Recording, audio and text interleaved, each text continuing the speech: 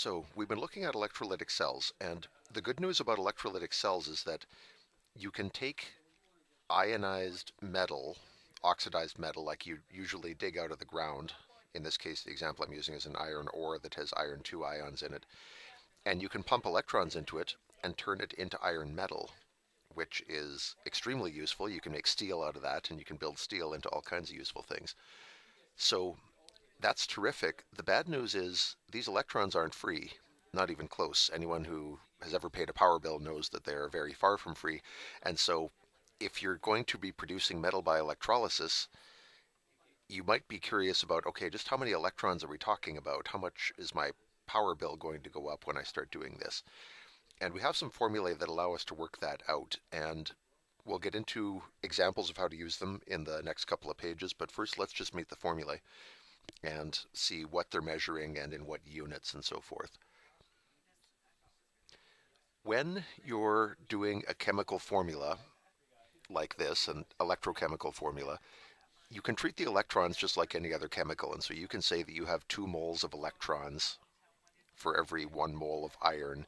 You can do stoichiometry with electrons. And so in several of these formulae, we have Ne, which means the number of moles of electrons. You're used to seeing a little n for number of moles, and the subscript is just saying we aren't talking about a specific chemical here. We're talking about the electrons that are going to react with those chemicals. So Ne is measured in moles, just like anything else. Now, when electrons have electrical charge on them, and while in chemistry we just talk about charge as being +1 or +2 or whatever, multiples of the elementary charge, in physics they have a different unit for it, and the unit that they use is called the coulomb. And if you're calculating a Q, like in these two formulae, the Q here and the Q here, the Q is the total charge of a pile of electrons. So Q is, well, they have it here. It's the charge on a bunch of electrons. The way they have this formula given is not the way that I would recommend remembering it. It's Q equals FNE is the way that I learned it. I think it's a little easier to manipulate if it's in this form too. Q is charge. They couldn't use C for it because C, there's already current and capacitance competing for that letter, so they had to go to a different letter. Ne is your number of moles of electrons, and F is a number called Faraday's number, or the Faraday constant, named after Michael Faraday, who did some of the first work on this. And the Faraday constant is 96,500. You can remember it in scientific notation if you want to. I prefer not to. It's 96,500, and the units are coulombs per mole. What it tells you is that the charge of a mole of electrons is 96,500 coulombs. So using that, if you have a certain number of electrons, you can go that number of electrons times 96,500. That'll tell you the total charge in coulombs.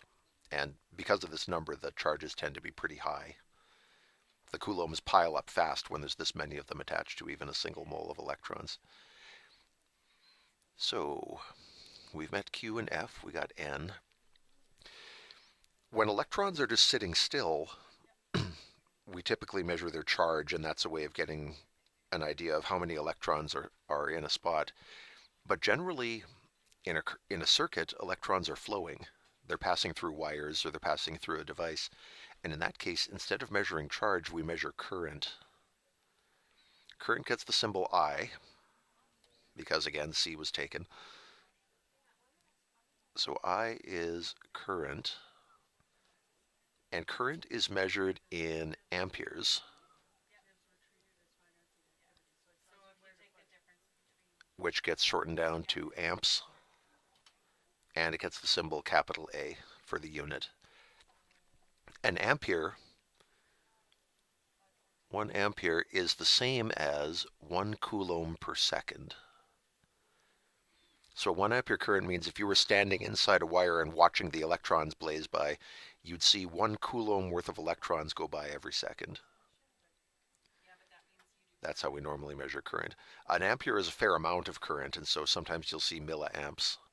But in electrolytic cells, if you want to get a meaningful amount of metal produced, generally you're going to be talking in amps or even hundreds of amps. So just be aware, this is a metric unit. You can have kiloamps and megaamps and microamps and various measures like that. This Q is total charge. We've seen that before. And time is just, okay, well, I gave it away. T is for time, and it's just how long has this current been flowing. And like most measurements in physics, when we're doing time, we work in seconds. Now, you can't get a lot of electrolysis done in a second, and so in a lot of our problems, we will say this circuit's been on for 6 hours, but the formula wants a time in seconds. So if that happens, then you would have to do your hours times 60, that gets you time in minutes, and then times 60 again gets you your time in seconds. In other words, hours times 3,600 will give you time in seconds. That's something you'll probably do a few times in the coming units. Now I want to get on to some examples pretty quick, so let me just clean this up. So we have these formulae, and they're all good, and they're all worth using. The one that I mostly tell people to remember is this middle one, because most of our problems are going to use this. And it starts out as number of moles of electrons equals current times time divided by the Faraday constant. But what I normally do is multiply both sides by F.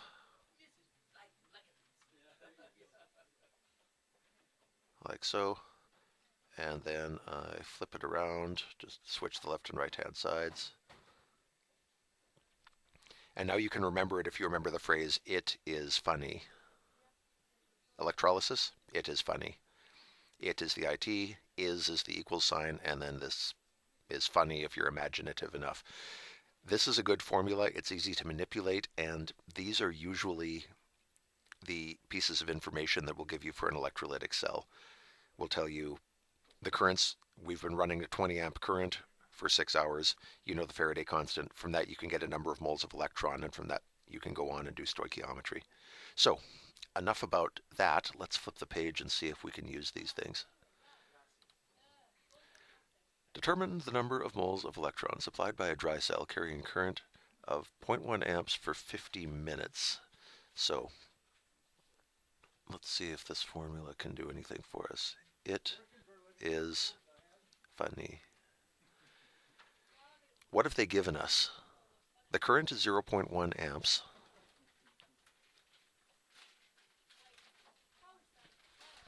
The time is 50 minutes. 50 times 60 is 3,000 seconds. The Faraday constant is 96,500 coulombs per mole of electrons. And from that we have to get NE.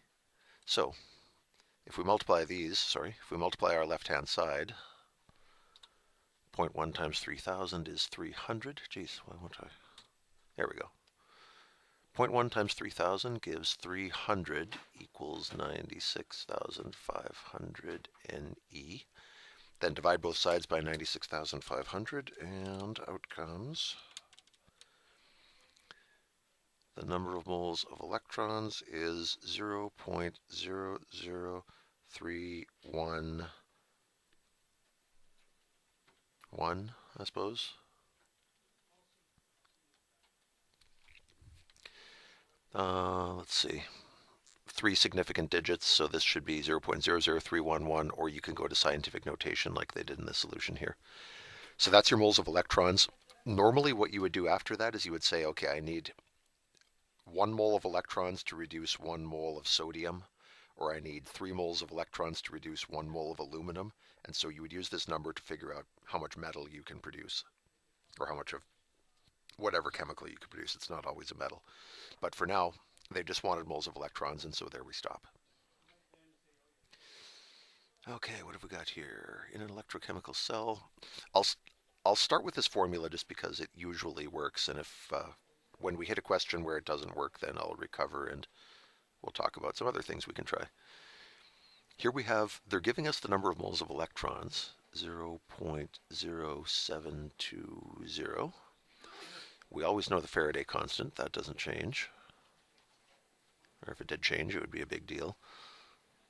Scoot that over a bit.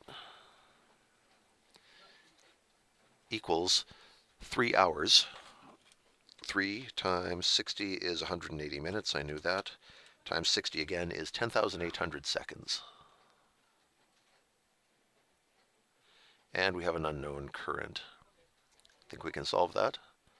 I suspect we probably can. 96,500 times 0.072 is 6948 on the right-hand side. So here we have 10,800 I. I'm just switching the order of this to make it look a little more like a math expression where you have coefficients before variables, but anyway, it's 10,800 multiplied by I either way. Divide both sides by 10,800. And we get that our current is 0.643 amps. If you really wanted, you could write that as 643 milliamps. Okay, so far this formula is holding up pretty well. Guaranteed there will be some problems where this isn't going to work, but it's a good place to start. As soon as you see talk of current and time, you can get this out and there's a good chance that it will help you. Let's see if it helps here. 20 amps of current flows through an electrolytic cell containing molten aluminum oxide. What mass of aluminum will be deposited at the cathode? Okay. T equals F N E. Okay, before we dive in and start hacking away at the formula, let's get a little context down here. We have aluminum oxide, meaning we have aluminum ions. They're combined with oxygen, but I don't care about that. This is an aluminum factory where we're making aluminum. This is the part that we care about. We're taking aluminum ions. We're going to be adding electrons to them and reducing them down to aluminum metal. This is an ion that can only exist if it's floating around in water or in some molten thing. This is solid aluminum that you can use to make stuff, so this is what we want to manufacture. And this formula tells us for every 3 moles of electrons that we get, we can produce a mole of shiny, useful aluminum. So that's the calculation we're trying to find, is how much aluminum can we produce. To get it, we need moles of electrons, which means we need this. We need to find out how many electrons have we got to work with. And they tell us that our current is 20 amps.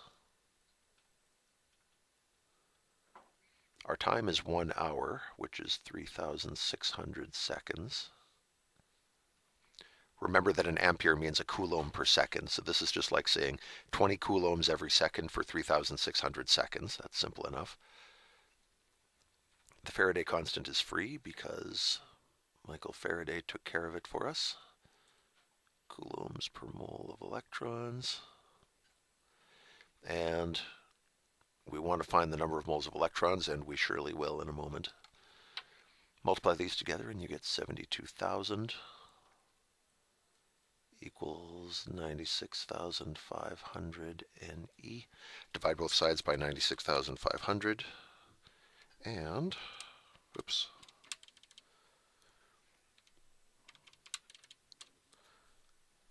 All right. I'm having a bad moment with my calculator, but I promise we will get through this. Number of moles of electrons is 0.746. My answer can only have 2 significant digits, so if I carry 4, I should be fine. 0.7461 moles of electrons. Now, according to this, the amount of aluminum you produce is only 1/3 as big as the number of electrons that you commit. Aluminum is expensive in terms of electrons. It's a 3-to-1 ratio. So if I take this number, I have to divide this by 3 to find out how much aluminum I'm going to get. Divided by 3 gives 0.2487 moles of, I'm sorry, not aluminum, or not electrons, aluminum. 0.2487 moles of aluminum. But they don't want the moles of aluminum, they want its mass, which I think is 2698. Yeah, The molar mass of aluminum is 26.98, so the mass of it that we produce is going to be number of moles times molar mass, 0.2487 times 2698. And from that I get 6.71 grams of aluminum. So a pretty high current running for an hour gives you 6 grams.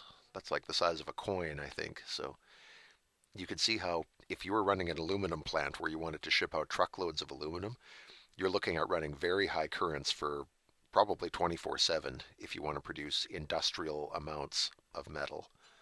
Aluminum is a bad one because it costs 3 electrons per mole.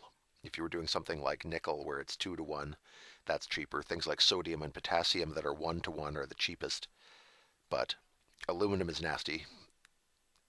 All this electrical power and we only got a little fragment of aluminum.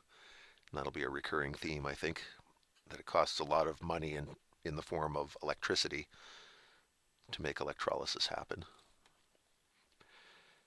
Let's see, I think now we're going in the other direction. Now they're starting us off with, this one was, we'll tell you how much electricity there is, tell us how much metal we can get.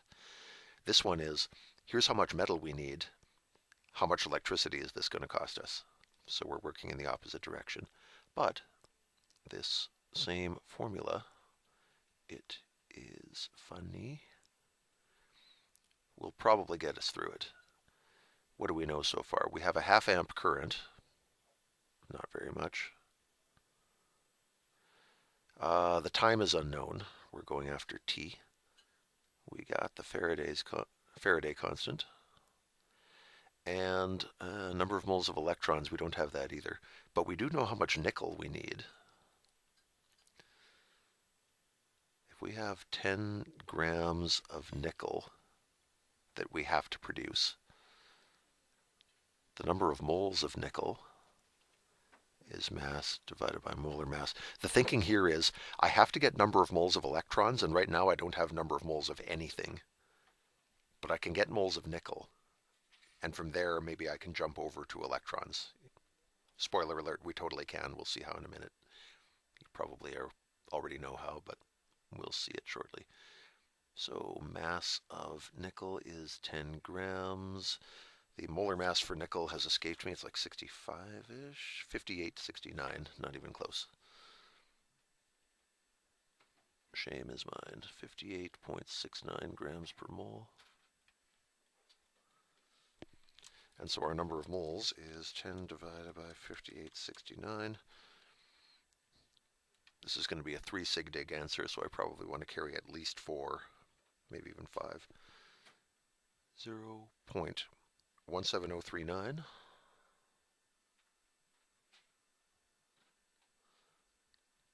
moles of nickel. Now, there's two oxidation states for nickel. I believe they're 2 and 3, but they tell us here that we're working from nickel to chloride. So it's nickel 2 that we're reducing. We are doing this.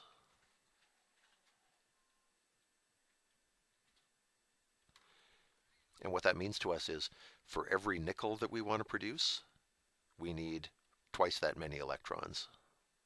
So if I have this many moles of nickel, I'm going to need twice this many electrons. So take that number and double it, times 2 equals, and I find that my number of moles of electrons is 0. This was 5 sig dig, so 34077 moles of electrons. Good. That number is just what we need over here. 0.34077. So stoichiometry can get you a number of moles, and once you have a number of moles, this formula can take you to current, time, or we're never going to solve for the Faraday constant. We know it already, but we can find current, time, or number of moles with this thing. So number of moles of electrons times 96,500 gets us 0.5 T equals 3288 5, I guess. I've been doing 5 sig digs for everything else, so I'll just stick with that. And now we divide by 0.5. And we get... Now, this is a bit of an awkward thing about this formula. It's no big deal, but the times, when we put times into it, they're always in seconds. And when this thing gives us times, they are always in seconds. And if you tell a person that their plated hubcap will be ready in 65,769 seconds, they will be unimpressed and maybe even confused. So how do we fix this? How do we turn this back into a more human-like time? Well, there's 60 seconds in a minute, so if you divide this by 60, you get 1,096.2 minutes. That's still pretty bad, but I guess it's better. Divide by 60 again, and you get 18.269 hours. That's better. We can see that's less than a day. That's a decent place to stop. And 3 sig digs, 3 sig digs. All these data had 3 sig digs, so I should chop this down to 3 also and say 18.3 hours is our plating time. Fair enough. So there's one side where you're working with the formula, there's one side where you're doing stoichiometry, and the bridge between them is your NE, number of moles of electrons. If you know the electrons, you can go to the formula and find stuff, or you can go to the stoichiometry side and find moles of another substance and then get its mass. So most of these problems hinge on getting the NE value somehow.